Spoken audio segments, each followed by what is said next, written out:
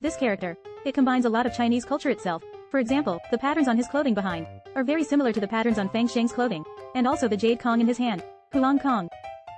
It is a very obvious culture of ceremonial jade. It can be said that using Zhongli to interact with Shengxingdui, it's a perfect match. Extremely suitable. And this collaboration can be said to be quite meaningful. Jumping by oneself.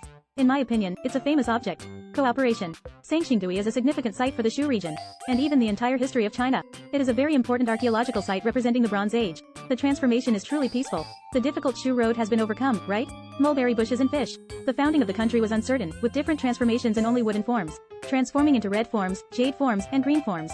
3,000 years ago, transforming into female forms. The objects worshipped in the Shengxingdui bronze artifacts, including deities and ancestors. There is a high probability of mulberry bushes, fish, and other objects from different periods of transformation in the same era. Silkworm cluster. He is a king who taught the ancient people to grow mulberry and raise silkworms. Recorded in the Huayan Chronicles.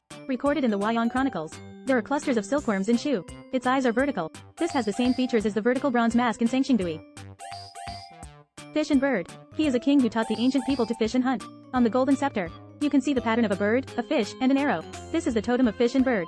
At the same time, the bronze artifacts in Shengxingdui also have some mythical elements. For example, the Shanhai Jing records that there is a fusong tree on Tang Valley. Bathed. 9 dwell on the lower branches. One day they dwell on the upper branches. There is a supporting tree on Tang Valley. It arrives in one day. All recorded in Wu. People in ancient times believed that there were 10 suns in the sky, and the way the sun moves is carried by a flying bird in the sky. This also fits the characteristics of the divine tree in Shengxingdui very well. It is like the legendary fusong tree. These are the composite products of the divine trees. One of its functions is to connect the heavens, connecting heaven and earth, connecting humans and gods. This is an ancient civilization full of imagination. In fact, many games that everyone has played have all referenced legendary stories, like ancient Greek mythology, Norse mythology. Of course, there are also some Chinese stories. The worldview setting of Genshin Impact also referenced Norse mythology. In fact, every country and region has its own historical legends and stories. All have a lot of room for imagination. But the premise of expanding imagination is you have to try to understand it first, right?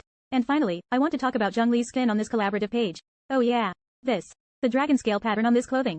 This shoulder armor. And the divine power that is faintly visible on the hand. The level of completion.